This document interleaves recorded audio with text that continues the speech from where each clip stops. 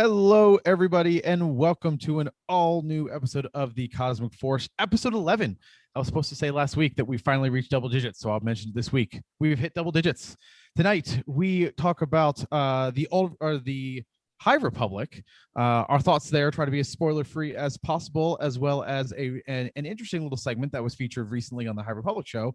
But first, let's go around the room like we do every day or every show and say hi to all of our guests. Emma, how are you doing this week? Hello, everyone. I am doing great. Always excited to talk about some High Republic.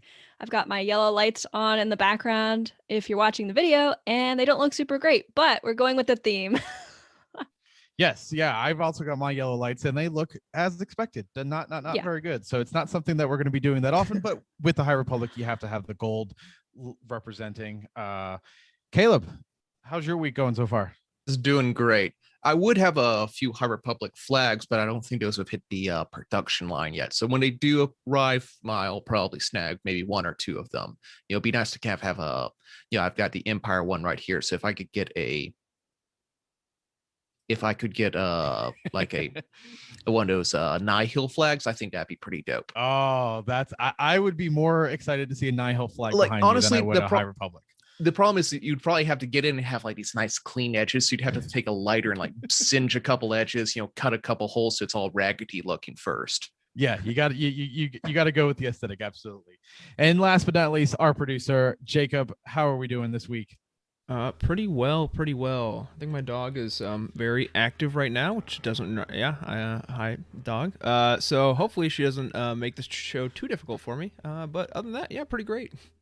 Another long-standing Utini staple is our pets being featured in the show. We haven't had very many pets featured on the Cosmic Force, but I know the Living Force has quite a few. Morden is a local legend, so pets are always welcome in this show. So if this is your first time joining us, welcome. We are a Star Wars comic podcast broadcasting live right here on youtube.com/Utini every Wednesday night at 8 o'clock.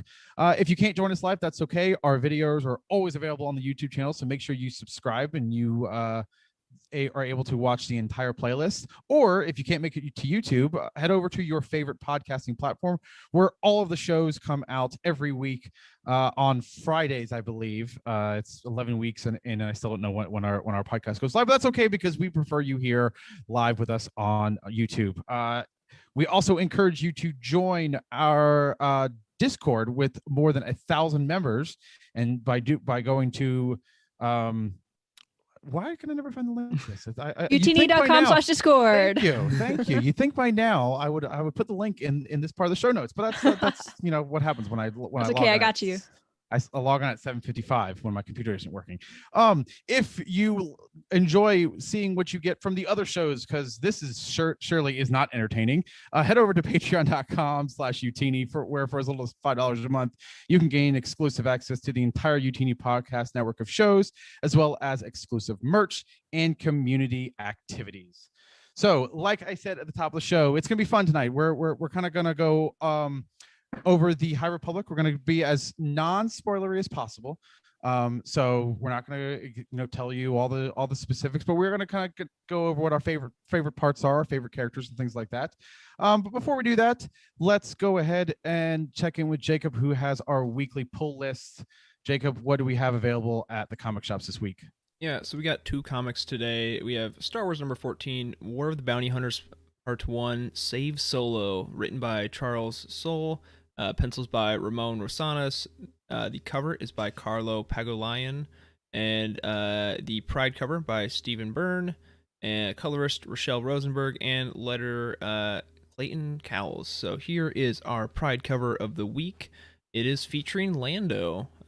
So that's so cool. Another great entry. Very cool. I noticed while I was putting the show together that in like the credits page, like it's like the second page or first interior page of every Star Wars comic book, they have like all the people accredited, and there will be like the A cover person called out, and then they'll like have a bunch of names for variant covers. And there's, at least for this month, I noticed there's specifically a call out for the Pride cover artist. So makes my job a little easier finding who that person is. But it's also cool to see them specifically called out in that fashion and not just kind of Very cool. lost in the sea of variant cover artists.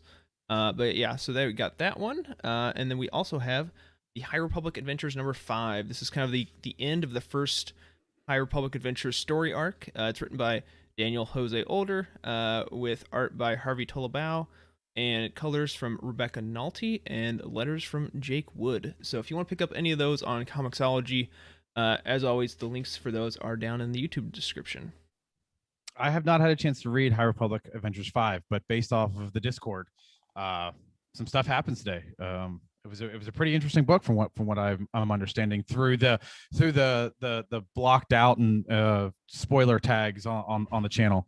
It is, yeah, for sure. exciting. Daniel Jose Older is absolutely killing it with this series, you guys. I mean, and we're going to talk about it later for sure, but oh my gosh, it was really great. All right. Thank you, Jacob, for letting us know what is available. So now we're going to go ahead and move on to what we're loving this week. And we're going to start with Art of the Week. And I actually am doing something special this week for my Art of the Week. My son's birthday is this weekend, and he has provided me with some art that I normally have behind me here. But I figured I would at least make it a little bit more pronounced this week in honor of his birthday. So happy early birthday, Mason. These are two of the pieces of art that he has created for me, and he is my artist of the week this week. So yeah, wanted to do something special for his birthday this week. So happy birthday. This is cute as shit. You need to like get a one of the like white blank variant covers and have him like do a sketch on it. Oh, that's a great idea. I love that. I'm now gonna have to add that to my variant pull list. You can get them. They're like usually cover price. They're not anything crazy. So just pick an issue you like and then have them do something on the front. That'd be cute. Yeah, absolutely. So Emma, what is your art of the week this week?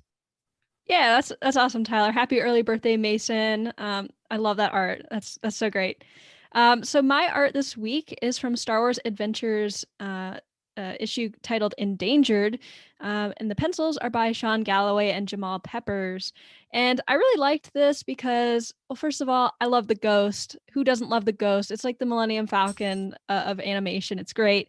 But I just like how it's drawn here. It's almost like watercolors, but maybe even softer than that. Something about the art style just really caught my eye, and with the cargo ship sort of looking like a Star Destroyer, but extra thick, I guess. I don't know. I like the design of that ship, and I like the art style here. Are those shipping crates? Yeah, in the back I of the think so. there? Yeah. There was like a Rebels arc where they like hijacked one of these. I'm pretty sure. Yeah, and they're like held in there magnetically or something like that. It was the one with oh god, it was Hondo, right? Yeah, Hondo. Oh, AP5. Hondo and his little Ugnaught. Yeah, and I think isn't that how they found AP5, the droid? He was working on that ship. Yeah, so I like that ship. It's very interesting, and I like the way it was drawn here for sure. Yeah, this is really interesting, and yeah, you gotta love the Ghost. Rebels is not in the Utini community, but Rebels is underrated. Let's just put that out there. So 100%. Yeah. Caleb, what do you have for us this week? I got an interesting one here. It might be a little relevant towards the end of this whole episode, but this one comes from let me get it right here. It comes from Star Wars Agent of the Empire Hard Targets issue number 2. This was a little Dark Horse series where essentially they take James Bond and put him into the Star Wars universe. So our main hero, Agent Cross, is trying to protect a young kid, and he winds up in the middle of a giant. It's almost out of nowhere, like this giant sky battle between the security and these massive fleet of pirates. Pull some Han Solo kind of stuff. It's a really fun and interesting little arc. The second arc, Hard Targets, was way better than the first one, in my opinion. But it's just like a wild sort of like, let's take like some genre that we're very familiar with already, and then put it into the Star Wars universe. So Agent of the Empire, definitely worth a read if you can find it. Nice. Yeah, that art looks it's been a while since I've seen that many characters in that great a detail on a page like that. Exactly. All right, Jacob, what about you this week? So this week I'm rocking a panel from Star Wars 2015 issue number 68 with art here by Phil Noto. I just got to this, like, the home stretch of this series was so good for me, and I just love this little panel reminiscent of the binary sunset moment in episode 4. So really enjoyable moment with Luke here. So that was my art of the week. Means we now get to throw it back to Caleb and show off Yes, the community submission. Yeah, this was from our very own Timothy from 2015, the same Star Wars run as yours, but way earlier, issue 12. This was done by Stuart Immonen and colors by Justin Ponser. This was a fun little arc where they go to Gracchus Hunt's arena, essentially. Yeah. And an EMP goes off, and now everyone to fight for their lives has to use lightsabers. So we get this really fun, like, color splash page of everyone sabering up and just doing a lot of really exciting action, a lot of exciting movement there. So that was a really great pick, Timothy. So thank you for that. And of course, as always, hit us up on our Discord, hit us up on our Twitter at the Cosmic Force Show. Showing off the merchandise, and you can win your very own comic code. So hit us up, we'll reach back to you and make sure you are rewarded not only for the glory of being shown up in this segment, but also with a free comic whenever you're ready. So that's what's going on with the community. Hit us up anytime you got. Yes, we've gotten a lot of great fan community art in the last couple of weeks. I really appreciate everybody participating in that and really showing your support for the show. So thank you for that. So now we're going to go into what we're reading, and my segment is going to be pretty short because I haven't been reading anything because I was out of town this weekend at my other son's hockey tournament. So I was able to, since all of my comics are physical, I didn't want to take any of them on the plane, so I did read a couple of the Power Rangers comics that Jared had so graciously shared with us last week. Thank you, Jared. But yeah, that was a lot of fun. Fortunately, while I didn't get a chance to do any reading, like I said, it was a lot of fun. My son's hockey team finished third in the tournament that they were playing in, so yeah, it was a good time, and just not a lot of time for reading. So Emma, I'm going to pass it over to you and to once again make up for my lack of reading. Well, I mean, I don't have as much as I normally do because, I mean, last week, man, that was a lot. Shadows of the Empire, comics, novels, so I took a little break, but I did read the 2 newest issues today, The High Republic Adventures number 5 and Star Wars number 14. And I gave them both 5 stars on Goodreads. I seriously enjoyed these two. I think they're both causing quite a bit of conversation. Probably The High Republic Adventures more so than Star Wars, but Star Wars has a cool little something happening. We won't spoil it. So yeah, that's just about all that I've read this week. Hopefully I'm going to read some more this week. That's the goal. I mean, what's left for you to read at this point? Good question. Legends? I should read more Legends for sure. So that's what I've read this week. Caleb, what have you read this week? I've kind of slowed down a little bit on the comic rolls. I've caught up with most of the 2015 runs, just a couple issues here and there that I need to, just finish up and get that knocked out.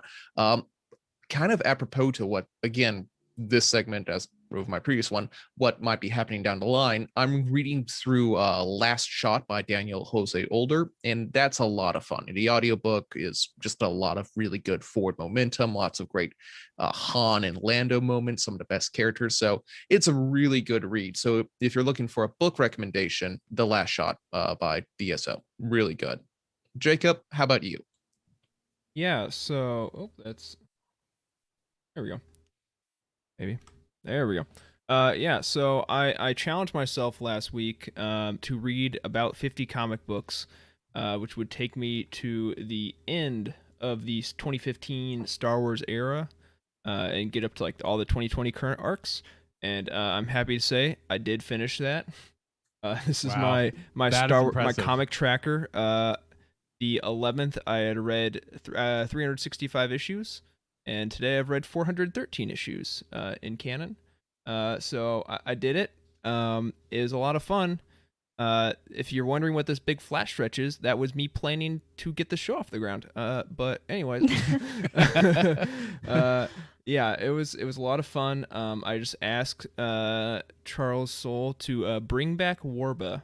She was, I don't know, I liked her. I want her to be back in the main line. We know she went on to Hoth. Where is she? Please let me know. Justice for Warba. Justice for Warba, please. Or I would say Dark Champion, but he's much less interesting to me. He's just Oh, I totally agree. he's kind of fun. He's there. He's like a more mild Prince Shizor. This is yeah, and even like the was it the boss? Was it what is his name? Boss, whatever. Oh, yeah, I know what you're talking about. His ship kind of reminded me of the Skyhook in a way. 'Cause it was like above yeah. the planet, just chilling. But anyways, yeah, we're enough Shadows of the Empire. I think we've talked that to death the past week or Oh, two. for sure. So Well, all right. Well, congratulations. I don't want to. I give you a little round of applause for hitting your 50 book goal, but I don't want to peak our audio here. So yeah, you can do a little celebratory dance there, instead of having me blow out your ears, but with the awful audio of me clapping. So, all right. We flew through that because we are excited to get on to our main topic of the night. So let's go to a quick merch break, and then we are going to come back and talk High Republic. So we'll be right back.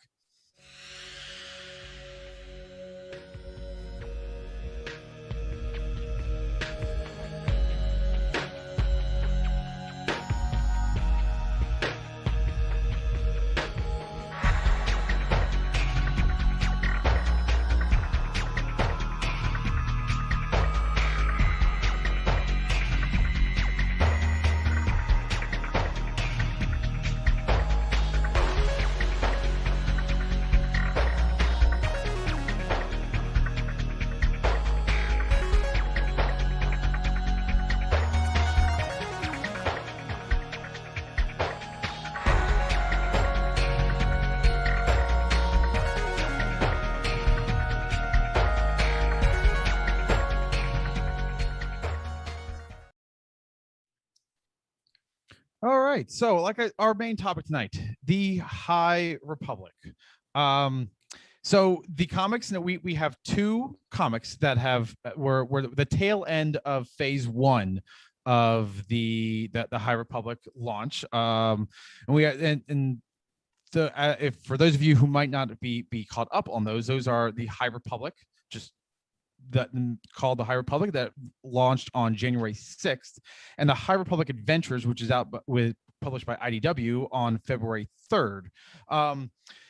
Let's go around the room real fast before we get into it. Let's just go ahead and I want to get everybody's rankings on both of those series, and so that way we can kind of set the stage for the rest of the talk. And I'm going to go backwards this time because we normally start with Emma and go around to Jacob. So I'm going to start with Jacob. Jacob, what are your thoughts on this series, on both these series? Yeah, so I think it's tough. I think the High Republic Marvel series definitely had a slower start for me. I've enjoyed it the whole way. I think it was like issue 5 where it really 4 or 5 where it really started to click for me. So like if I were to rate the whole first arc on average, it would be like a 7.5 or an 8, but like the past 2 issues themselves have been like maybe 9s in my book. And then the High Republic Adventures, I think I've been enjoying that the whole time. It really shocked me with how good it was right out of the gate. I would probably give that a 9.5, I think, for the whole first arc. That's been fantastic if you've been following that. It's a lot of fun. And I would not let the younger target demographic scare you off from reading this book. It is great for anyone, any age to be reading. So yeah, I give it 9.5. Does that surprise you? Like, looking back, if you would have told yourself in February when High Republic Adventures came out that 5 issues into it you'd give it a 9.5, do you think you'd be surprised? I think so. I think I wouldn't be surprised that I enjoyed it. I would be surprised that I enjoyed it this much, is what I would say. It really shocked me with how good it was overall, and really hasn't. I mean, in my mind, like the art's been fantastic all the way through. The story's been great. All the characters been really relatable. I would say like the one thing that it might suffer from so far is that it's hard to connect with every character just because there's so many and like they haven't Yeah. had enough time to really branch out. But I mean, it's only 5 issues in so far. Like I know the next issue is going to face on Farzala and Court, so you know we're going to slowly get to learn the rest of these Padawans a lot better. So yeah, it's been fantastic, and definitely would recommend it if you're sleeping on it right now. Absolutely. Caleb, what about you? What are your thoughts on these two series? Well, Jacob can went first, but I think I can agree with almost everything he said. For the first one, the High Republic, I'd give it a solid 8 out of 10. It's a really it has all the strengths of the High Republic, like that what the media franchise is going for. All of those are evident and relevant in that series. They have Jedi at their prime, being respected. When they go to a community, they are instantly like looked on as good people and their reputation precedes them in a very positive way. You see very positive, mentor-mentee relationships. You see them being the Jedi being a lot healthier, you can say, in this era than they were in the prequel era. So it has a lot of really great and strong character moments, but I don't know, something about High Republic Adventures puts it at a 9. It's just a little better. Like it does a lot of like, when it starts doing a first issue, you're thinking, oh, this is how the plot's going to go. But then they introduced a few extra elements. I'm not saying they do a 180, but they introduced kind of like a Fox and the Hound sort of like storytelling going on and like divergent paths and, all like that. And it's just a really interesting way of telling a story that I really appreciate of how kind of risky they're kind of taking it and having like a really good deep dive into the Nihil and how they do it. So I think it's just a better series overall. 9, not to say it's the air one's bad, but High Republic Adventure, I think, is a 9. Awesome. Yeah, totally agree. Emma, what are your scores? Yeah, so I've been seriously enjoying both of these series. If I had to pick one over the other, I'd say it'd be, High Republic Adventures would be my favorite by a hair.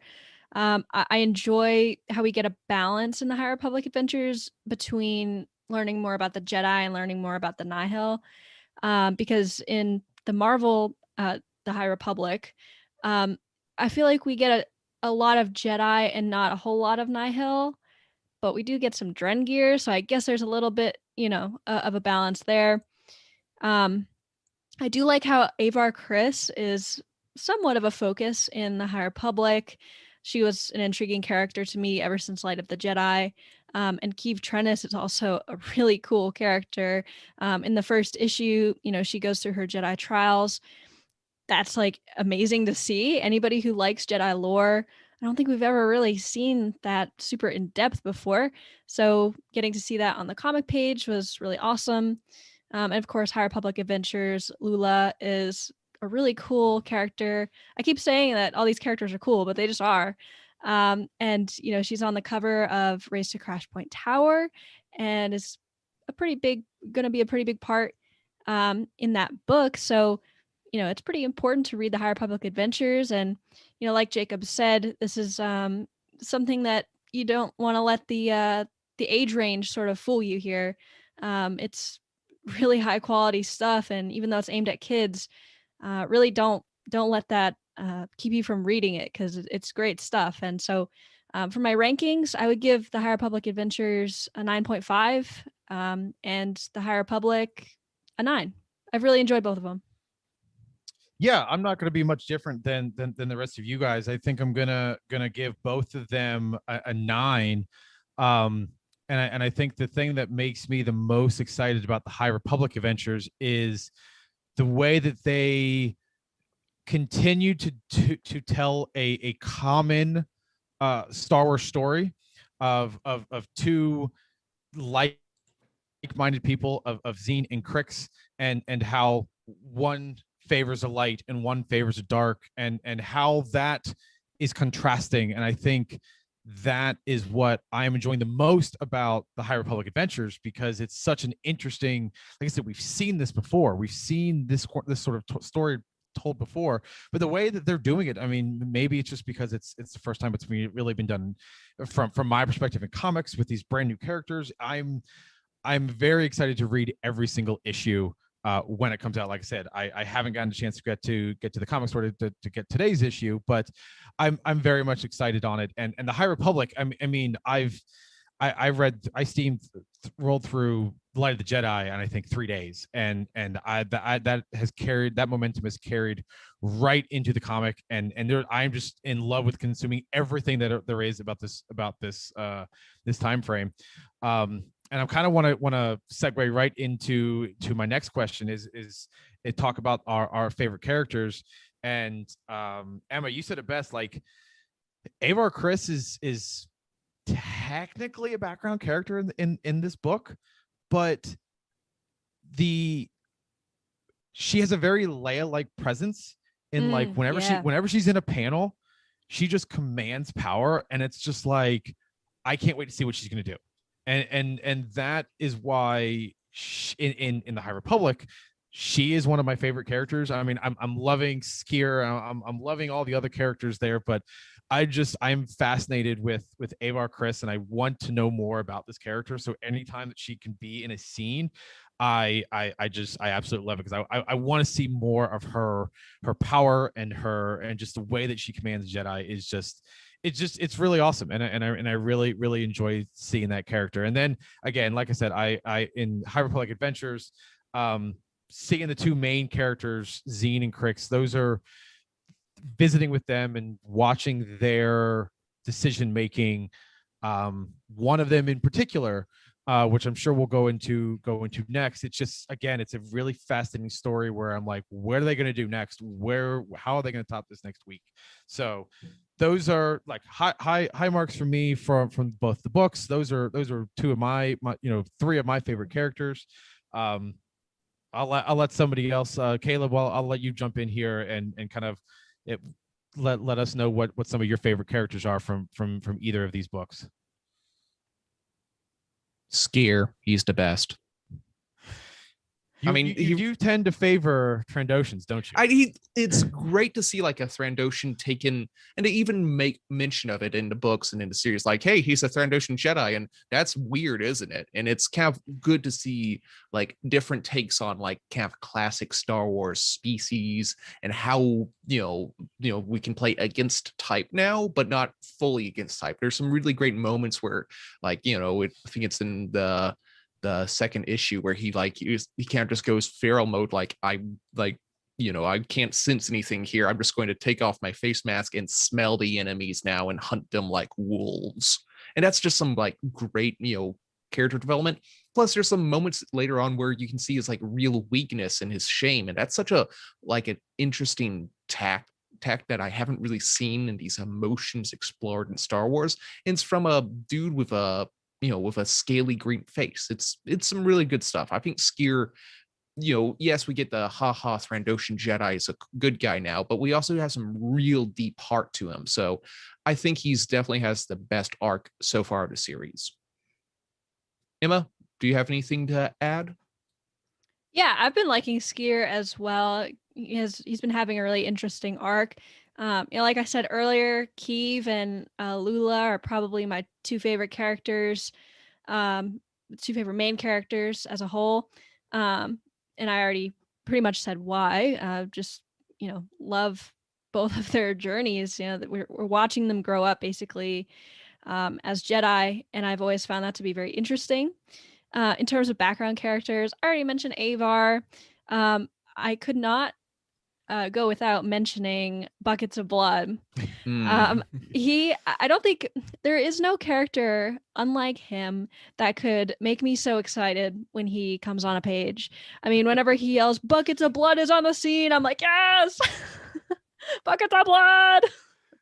It's so ironic, and I love hearing Daniel Jose Older talk about the inspiration for Buckets of Blood. And if you haven't heard about this, Buckets of Blood is inspired by an EMT that Daniel used to work with, whose nickname was Buckets of Blood, which is ironic because he's a medic. And I love that character. He brings such energy whenever he shows up, and I love Buckets of Blood. He's great. Yeah. Second, Jacob, what I was gonna say, you've been quiet so far. What are some of your favorite characters here? those are all great, and I don't need to repeat any of them because they're all fantastic characters. But my answer on top of all of that, I don't know why. I really don't, but I love Quart so much. Yeah. It's so like I can't quantify it in any way because he has literally said not one intelligible word of dialogue. But he's fantastic, and I really love Harvey Tolabau's done such a good job with this character.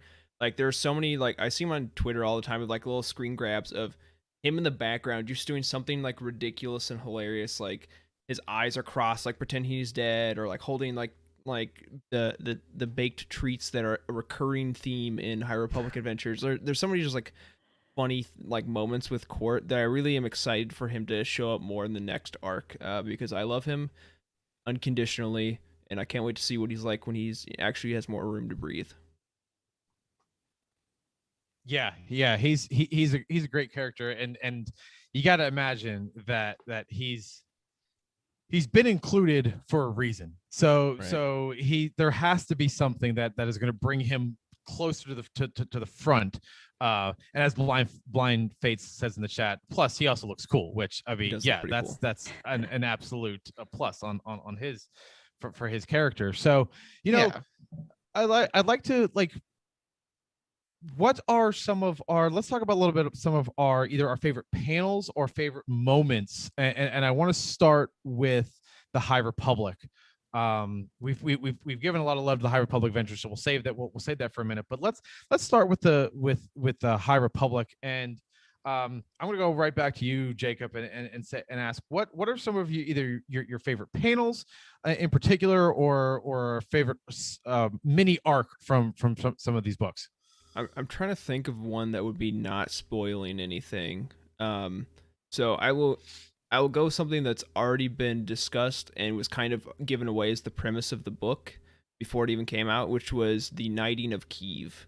I think that whole Yeah. process of seeing her undergo that is so cool because I've read enough, or I've seen enough like EU material to see a few other cases of knighting. The one that like I just read actually recently was Seer Junda's knighting in Dark Temple. Oh yeah. And that was Yep. like it was a cool experience and everything, but like at the end it was just like, all right, cool, you're like you're rise, you're now a knight. And like Kiev had such a different process that she went through. I mean both of them are I guess non-traditional in a way, but seeing what she had to experience and what she had to go through to achieve that rank, I think was very cool. Yeah, absolutely. Caleb, I'm gonna come to you next. What are maybe a scene or a panel that jumps out to you? When I was rereading the comics earlier, there's one little thing that came out. It's in one of the latest issues, but not to be spoiler, it shows Avar Kriss, and she's in a fight because comics need action, and it was still a good fight, but she was suddenly running away, and you noticed that she had her hand out. And I didn't notice the first time when I was reading, but during the reread, she wasn't holding her lightsaber. She was having it hover like 6 inches in front of her and rapidly spinning, kind of like a Inquisitor, but She kind of did like that she did that in Light of the Jedi as like a meditation thing, right? Yeah, but it was like Was it on rapidly Hetzel? spinning to deflect blaster bolts, and it's one of those minor things you didn't notice Oh, unless you're like right. specifically going through it. And that was, they've done a lot of fun things with the Force and characters with that, doing some gardening and all like that. And but anytime you get to see like a weird, unusual use of like the Force like that, that's always fun. So you're saying like she did it like this. Yeah, exactly. Yeah, exactly. That's Just like- like it, but it was I like see. hovering like 6 inches out from her hand. Come on. This is bro. the Yeah, if you don't know, this is the out of print limited edition cover for the upcoming book, Rising The Rising Storm. Rising Storm. Thank you. I was Yeah. about to Exactly. say Out of the Shadows, and I'm like, nope, that's not it. It's the other one. This I mean, and I think we can all agree, like, what they're doing for the Jedi to add to the Jedi lore of how just badass they can be. That's the most fun element of this, right? I mean, there are deeper elements, and there are other things that are cool, but that's the most fun part about the High Republic.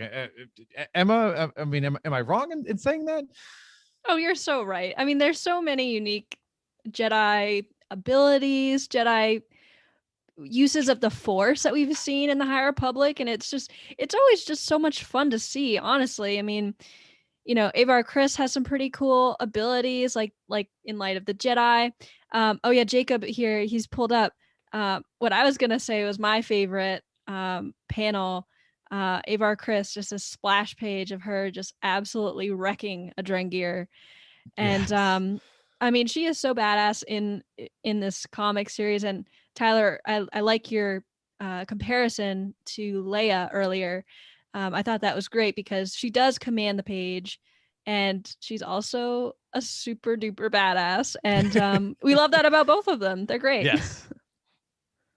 Yeah, my one element that stuck out to me, I will be as non-spoiler as possible, but my favorite little mini section of these books, secure, there's I'm putting an extra syllable in there.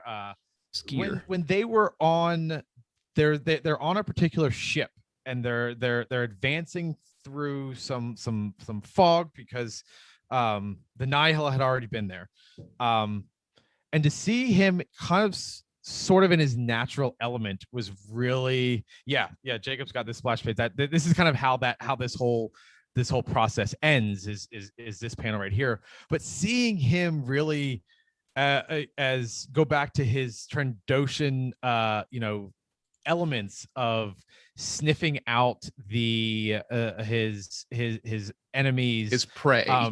His prey, thank you. And then and it was kind of, and it again, it kind of is a precursor to some of the things that happen later on in the books, because he notices that that he had a little bit more trouble than he should have. But that was just, it was a really cool element to have him be able to highlight his own personality and something that is unique to just him. Like, you can't have that sort of scene with I mean, you might be able to have it with Baba Yaga for, to a certain extent, but that was just a really cool, really different scene for me. And that was just something that even now that I remember, because I believe that was in issue 2. Yes, that still sticks out to me. It's just a really, really cool scene. And the way that whole little mini scene ends, and the splash page that we saw, and the what else they find on that ship, it was just really fun. It was just a really cool scene. So I don't want to get it's hard to talk about for me to ask this question without anybody going into spoilers, but I will say, what's one thing that each of you is excited about for the future of these two books? And let's go ahead and start. Let's go over to the High Republic Adventures now. Let's start with, if anybody here wants to make sure they go first and make sure that they have a point that they want to make first, I will give you the opportunity to speak up now before I call on somebody. And I can go. There you go. Yeah, Go for it. I will, again, no spoilers. There are mysteries and large, very important, like full High Republic spanning details that are being fleshed out in this comic book right now, that are going to have very big impacts on the story as a whole. And if we get those, if those start to get explored, I would say before the Rising Storm comes out, which it won't, because there's only one issue that comes out between now and then. But it is a very exciting time to be reading those comic books, and I really hope we get, even though we're probably going to see more of it in the Rising Storm before we see it in this comic, I really hope to see even more detail come out. So if you know, but hopefully I was vague enough that, look, there are very exciting, we've said it a lot, there are very exciting things happening in this comic book right now, and I can't wait to see where they go. Yeah, totally. There's and that is what I am most excited for here is, Cavan said something in his interview on the High Republic show that really stuck out to me. Is his inspiration for Star Wars came from the comics in the late 1970s, and basically what he had said was they didn't have a script, they didn't have additional movies. So they kind of did, it was kind of the Wild West, and they could kind of do whatever they want. And he even said it in that clip when I was watching that for preparation for the show tonight. That's kind of what made me is what I'm excited about for this. Is he kind of compared that time to what they're doing in the High Republic now, because there is no I think his exact quote was, there is no story to refer to because this is the story. And it's so cool to have this completely untouched moment of time. And it's so different than what we get in the prequel trilogy or in the prequel era, that I'm excited to see how we go from where we're at to that. And it probably won't really be discussed too much in the comics, but I'm eager to see the side stories that complement the novels expressed in the art of the book, because that's I cannot wait to see that. It's probably a few years down the road, but that is just something I cannot wait to see. Emma, what about you? Yeah, I'm really excited to see what's going to happen with both of these series now that we're moving on to, what is it, phase or wave? I can't remember. So it's wave 2 of phase 1. Okay. I think we said that incorrect earlier, but yeah, phase 1, we're not exactly sure when it's going to end, but it's sometime in 2022. So we might have another set of books coming before the end of the wave or phase, but we'll see. Got you. Okay. So yeah, I'm excited to see what happens now that we're moving into wave 2 of phase 1. There we go. And just how they're going to tie into the events in that. Like, are we going to see anything from the Republic Fair? Stuff on Velo, anything like that. Ram, Jama Ram, who is also on the cover of Race to Crosspoint Tower by Daniel Jose Older. Are we going to get some of him in the Adventures comics? Yes. Yeah, really? He's on the cover of the Free Comic Book Day Adventures issue. Oh my gosh, I didn't know that. That's exciting. That's exciting. Cool.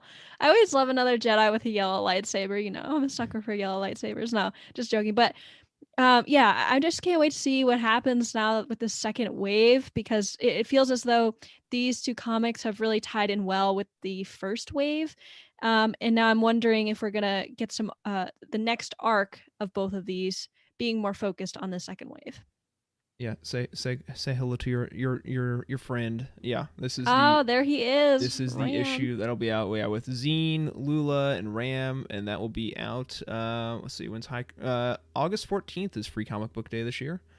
Oh, nice. So make sure you pick up that. It's a cool cover. If you're newer to comics, it is, yes, literally free. And most of your you can check on, like, if your LCS contributes. It's obviously, if you're gonna go in, spend some money. Don't just like walk in and be that guy and just like swoop up a bunch of free comic books. It's cool to get like little tastes of everything. All of these are just kind of like preview issues. I think there might be something maybe for the Edge of Balance manga. I think there might be a preview for that. But yeah, spend some money while you're there. It's just kind of a fun time to get in an LCS. So yeah, and this they've really started to ramp up the anticipation for this next wave of titles and stories, and that was kind of highlighted in the High Republic show last week, because they had a good, Caleb, what was it, like 12-13 minutes, right? Exactly. With if you haven't, Kevin and Ario. Tell us, for if you haven't seen it, Caleb, why don't you give a little summary about who was featured in that video and kind of the things that they talked about? Exactly. If you haven't seen the High Republic show on the official Star Wars YouTube page, it essentially is about a 30-minute bi-weekly show they put on to talk about the big news, the big events that are kind of happening on. So in this latest episode, they had a couple of guest stars on for an roundtable interview. They had, as we mentioned, the writer Kevin Scott, his artist Ario Antito, and the senior editor Robert Simpson, who works not only with that one but also with the High Republic Adventures. So he had a lot of good things to say between them. So they talked a little bit about the behind the scenes, what they like drawing, what they like talking about, how it takes roughly, it's a 3-month process from beginning to end, from inception to writing to actually put a comic out into stores. A lot of, fun little tidbits. Kevin talked about, just kind of like as we just experienced ourselves with this show, the more you work with different people, the better you get. We had to do quite a few practice runs for our, for this very podcast until we started feeling comfortable. So, Kevin talked about he and Ario got together and started just doing some, minor things before they finally got together and got all their characters, together and managed to work really well. And, in case you're wondering if you want to get into a thing, Ario talks about how he does about a page per day. So, if your average comic has about 22-ish pages, then he can, hammer that out in a month, and that's a pretty reasonable amount of time here.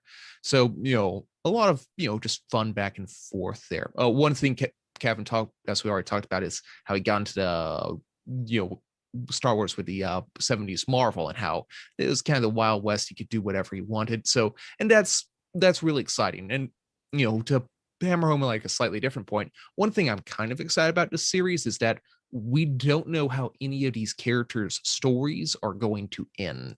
Right. And except Yoda, of course. Except Yoda, yeah. That's true. Of course. That goes without saying. Yeah. Yoda, Exactly. Yarael That would be the Pooh. ultimate twist. He was like ghost all along. Yeah. There's like 2 Grandmasters that obviously aren't in the prequel, so they probably die. And we kind of maybe know how Keith Trinus ends, but it's still, I guess, speculation until we know for sure. But The High Yeah. Republic, all about death. everyone Yeah. you know and love will be dead in 300 years, so it doesn't matter anyways. So it's like a longer Rogue One. Is that what you're saying? There you Yeah, go. that's true. Yeah, that's if you want to put the morbidity on this. Absolutely, that's the way to think about it. F's in the chat for literally everyone in the High Republic except for Yoda and Yarael Poof. Yeah, pretty much. Exactly. Is Oppo Rancisis around? I don't think so. But Oh, he- maybe. I'm just he trying to think of seems like the so super old ancient people. that he kind of, yeah, I don't know, or who knows? Maybe what's the Camel Jedi from the Clone Wars? Terra Sanube. Yeah, Terra Yes. Sanube. We know he was around in Dooku Jedi Lost as an old man already at that point, so he, maybe he's a Padawan. That'd be hilarious. Oh my god, that would be so funny. And he still has a cane. Yeah, he's born old. Like I feel like he's got to make at least a background appearance. At least he's in the back of a panel somewhere in the archives.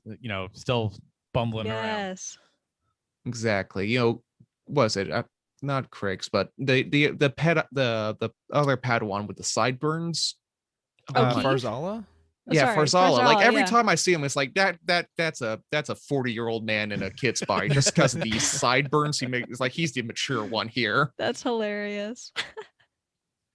I know one of the things that I was interested in was they kind of had a time to really talk about how personal some personal stories. Like I said, Kevin had mentioned that he really got into the fandom with the 70s Marvel run because as he put it, there was a sense of wonder, and the creators had these wide open spaces because they didn't have anything else to go on. They didn't have a story that had to be shoehorned in and characters that needed to be put into a certain place before we get to the next show or the next movie. And I found that really, to know that that's what made him interested in and into the fandom.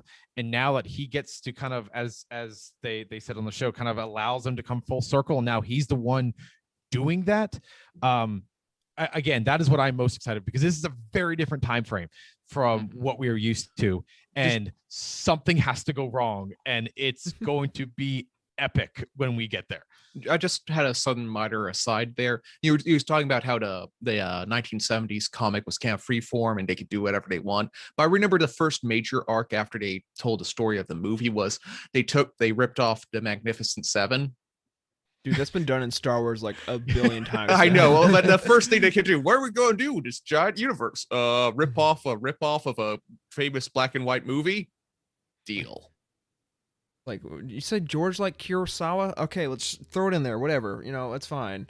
Ignore the fact that 40 years later, we're also going to put it in the Clone Wars and also put it in the Mandalorian. And I'm sure there are modern canon comic books that do it as well that I can't think of right now. Like, it's everywhere. Oh, yeah. Right.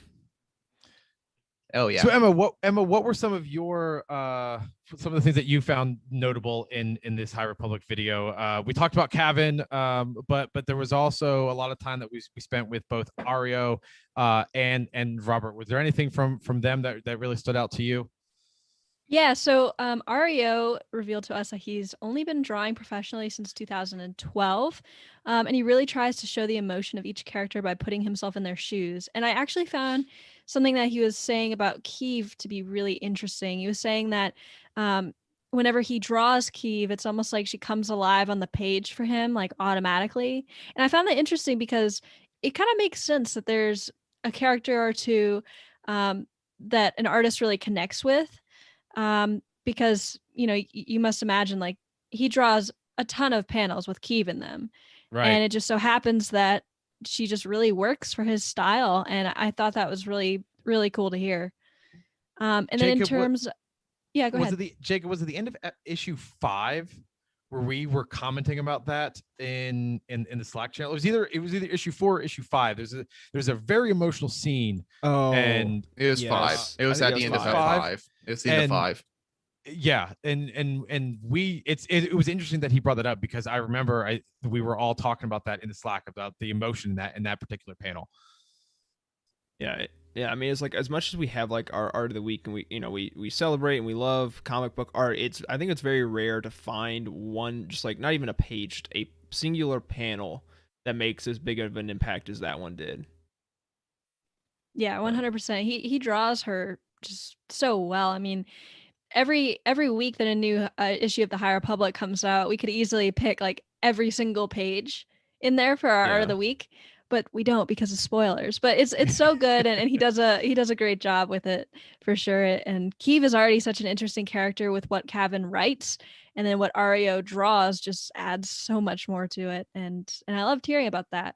Yeah. Um, So, but yeah, something he's been drawing a lot, been able to play with a lot. This first arc is the Dringir, which is one of our mm, main antagonistic forces of the High Republic so far.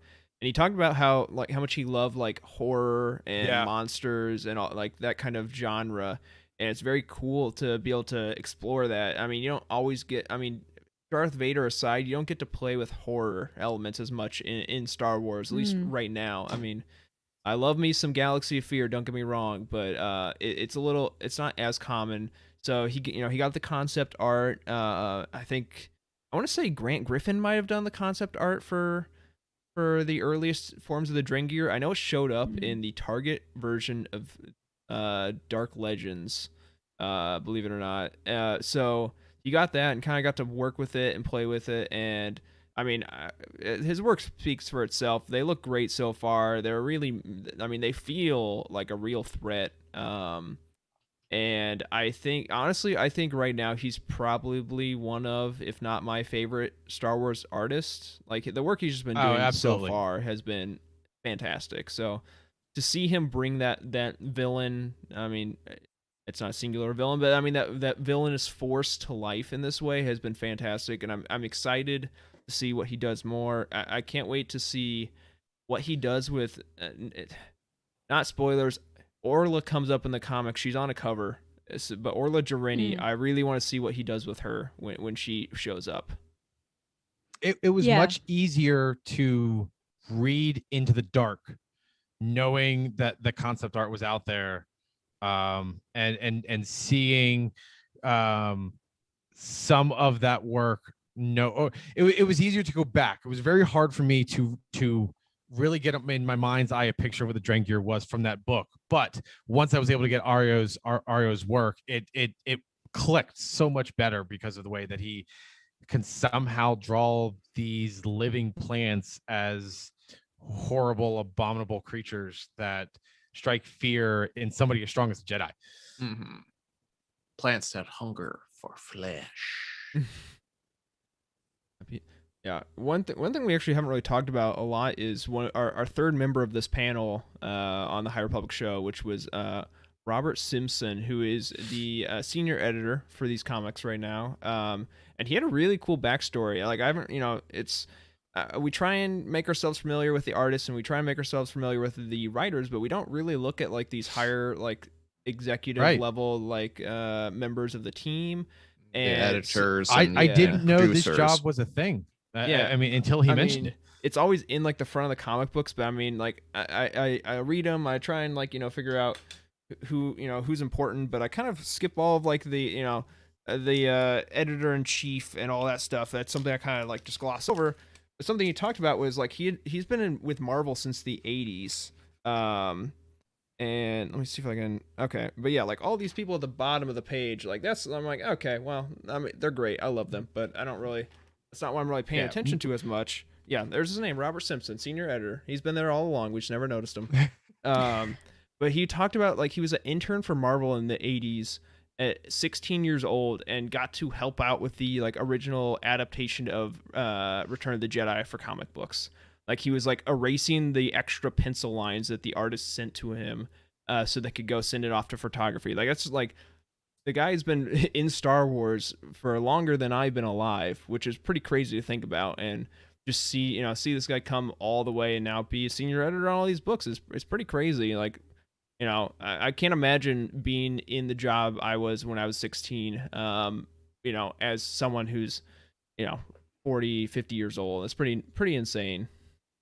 Exactly. And yeah, we don't talk about like these high level producers sort of things, but it's great to have someone who's been like overall like looking at all these Star Wars comics and kind of guiding them along. And we're definitely seeing the culmination of that with the War of the Bounty Hunters and everything that's culminating together. So we look at these names and think, oh, they probably have like a fingerprint in them or a little bit in this, but like the amount of pre-work that goes to just greenlighting a series, like they've probably worked like for months and months on just getting like series lined up. They probably had for every one series we see, there's probably 6 that died on the drawing room floor. Yeah, that was one of the things that really jumped out to me is when he said that there's a lot of planning that goes back and forth and that the lines are working together to help elevate each other. And we all know what happens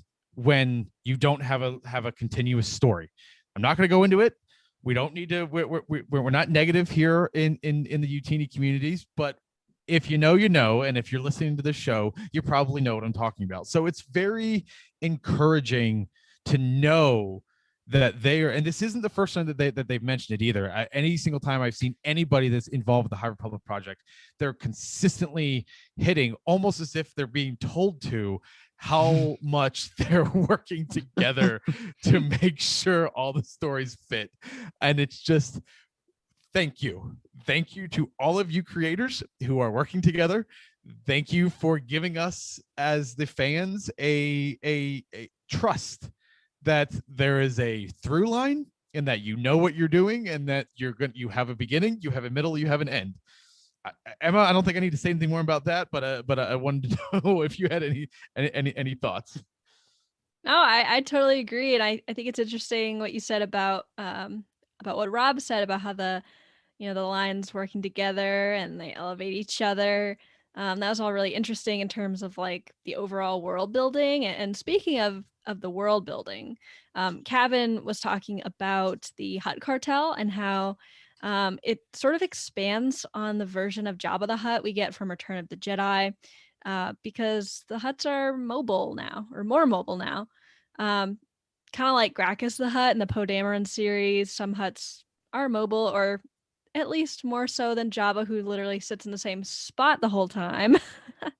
And this is the beginning of the Hutt Cartel as we see them in the main timeline in the High Republic. So I'm going to start with Jacob. What do you think about the Hutt Cartel being shown so early on in the overall main timeline, and what do you think of their portrayal thus far?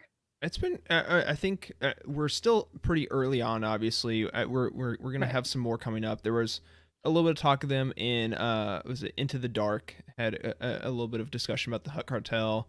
We're getting some now. It's been exciting. I think it's really cool to be reading this at the same time as War of the Bounty Hunters, where we're seeing a lot of the expansion of the cartel just beyond Jabba. Like we had some of that in the Clone Wars, but this is we're getting a good expansion of the Hutts as a galactic force. And we might see a little bit of they obviously hold their own right now in the High Republic timeline, but I think we're gonna see them positioning for power in the status quo we arrived to in the prequel trilogy. So they're gonna be making some deals with the Republic expanding out into the Outer Rim, and I think we'll see more of why they are so successful and so have such a long period of success. For at least 300 plus years, really, of having at least some decent control over a portion of the galaxy.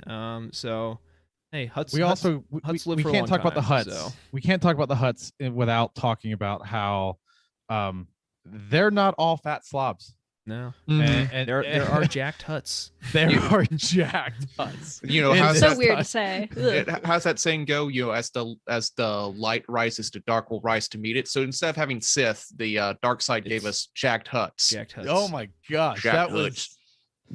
There is a scene that it's Gracchus, right? No, it's No, it was like a minor Hutt that he it was could in kill off. I think it Maybe was Darth Vader 12. I think was Oh, that's right. That's right. Oh, Yeah. I can't think of his name right now. I mean like They all 15 run together.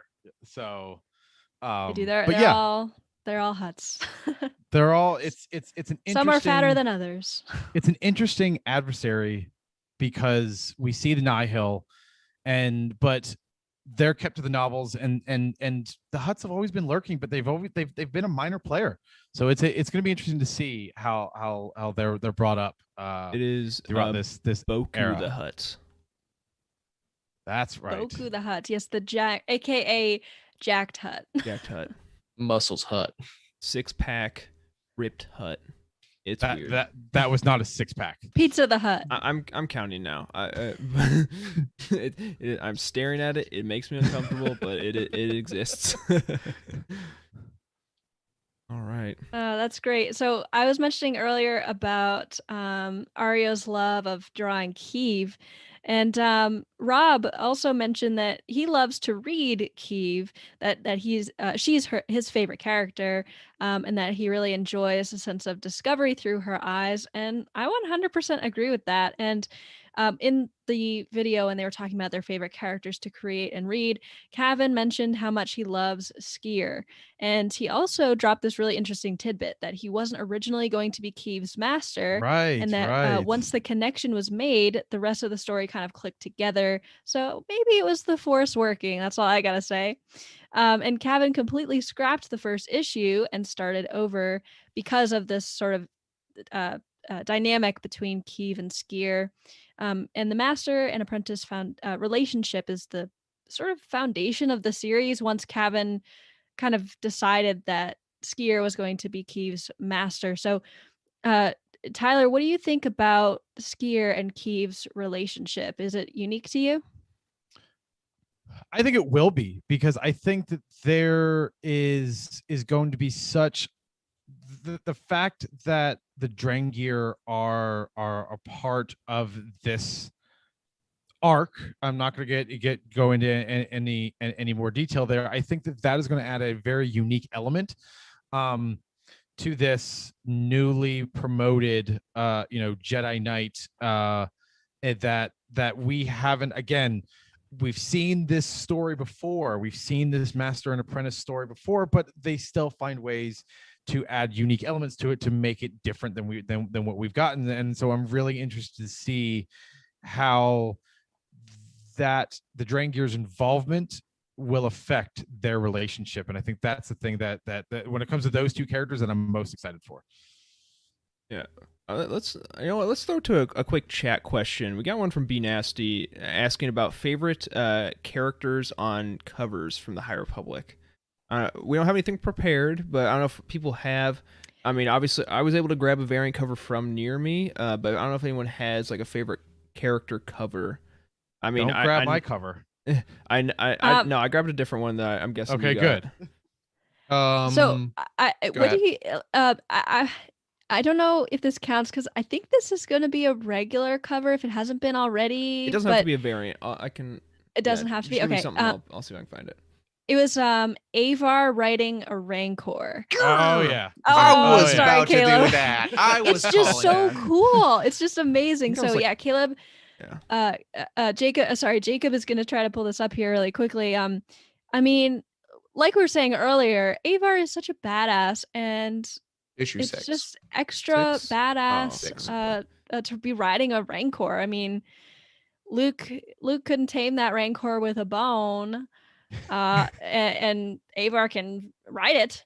She obviously has a very strong force connection to this Rancor, and so I got it. here we go. I think he's got it finally. I'm stalling for time. Zoom thing out of there, and there we go.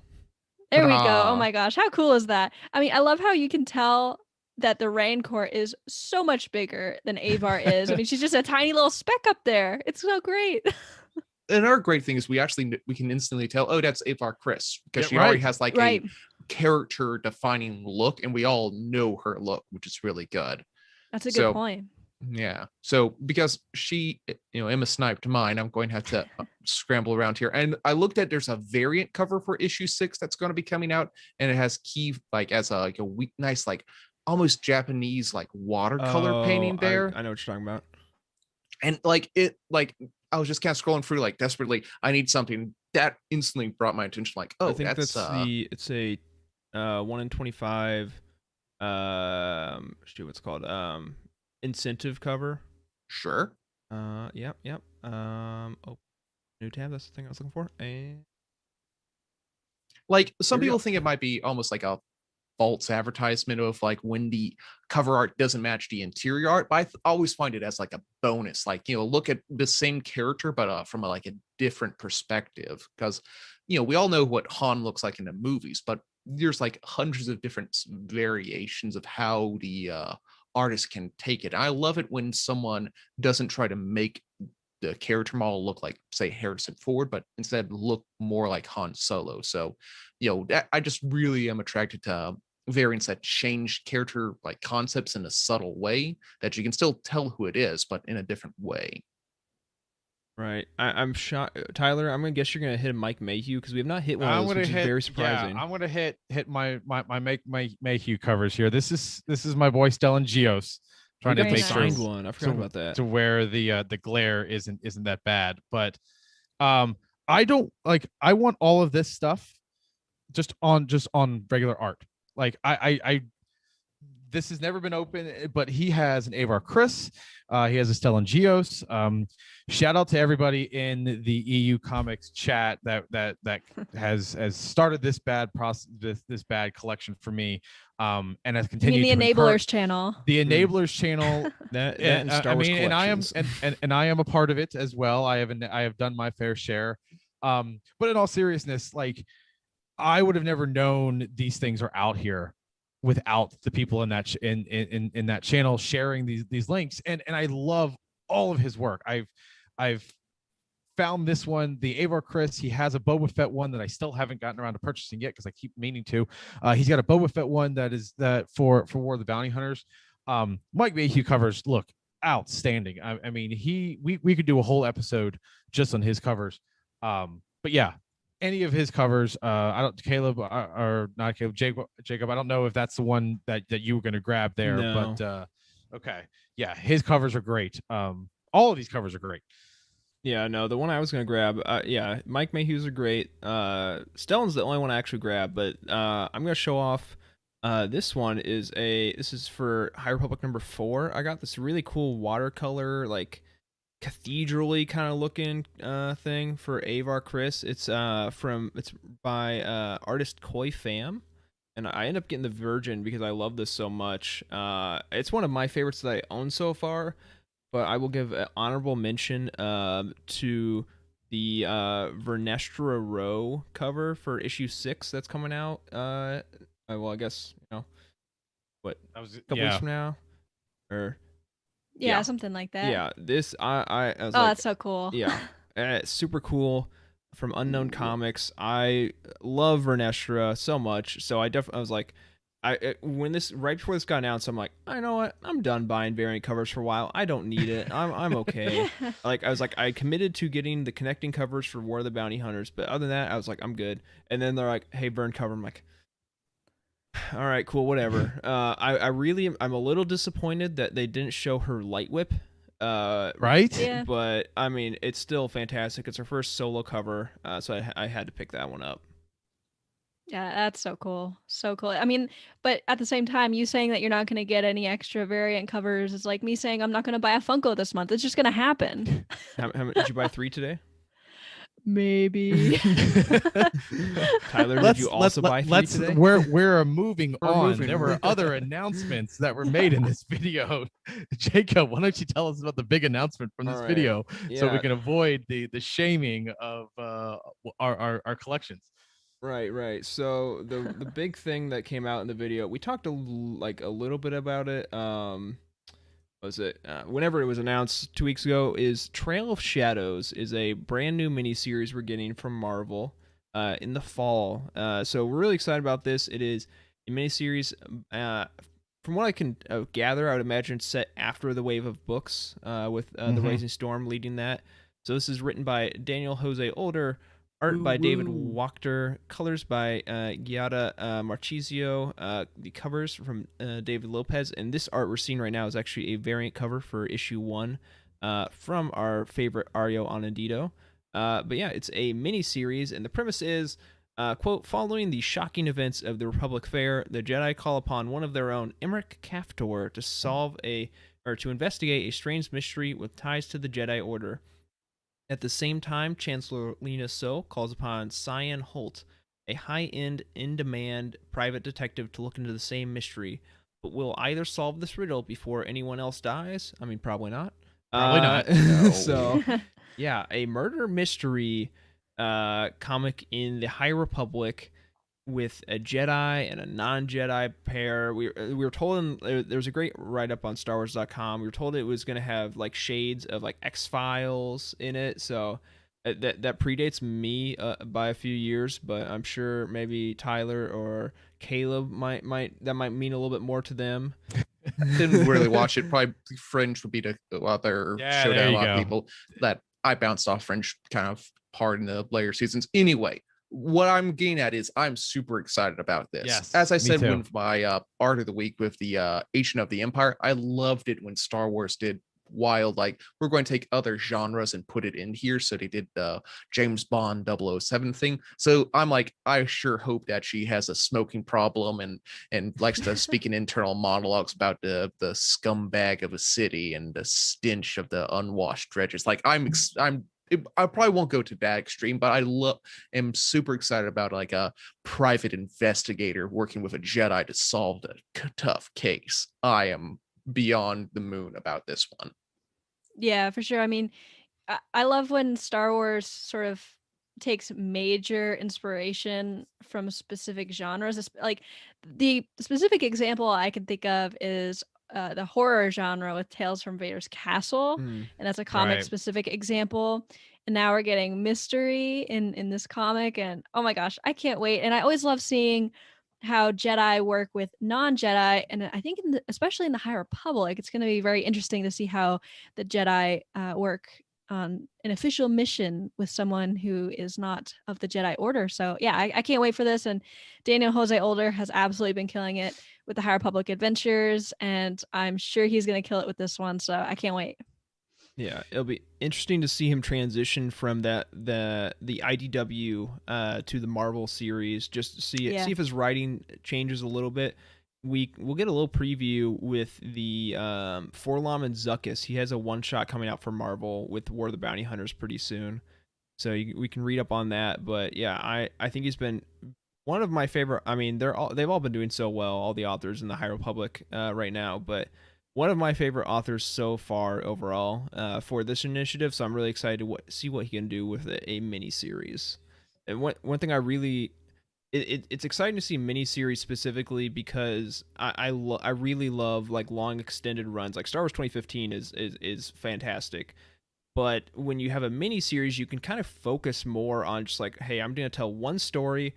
We're not worried about throwing like cliffhangers in every issue. Like we're just gonna tell you one like complete story front to back, and that's it. So I think there are some benefits to miniseries. Like think of Rise of Kylo Ren. That's just like a solid story from start to finish. And I think you know, as much as we would love for this, you know, them to spend a whole lot of time telling this story, I think five or six issues. We don't know how much it's gonna be. I think it's gonna be a great amount of time to tell this little arc.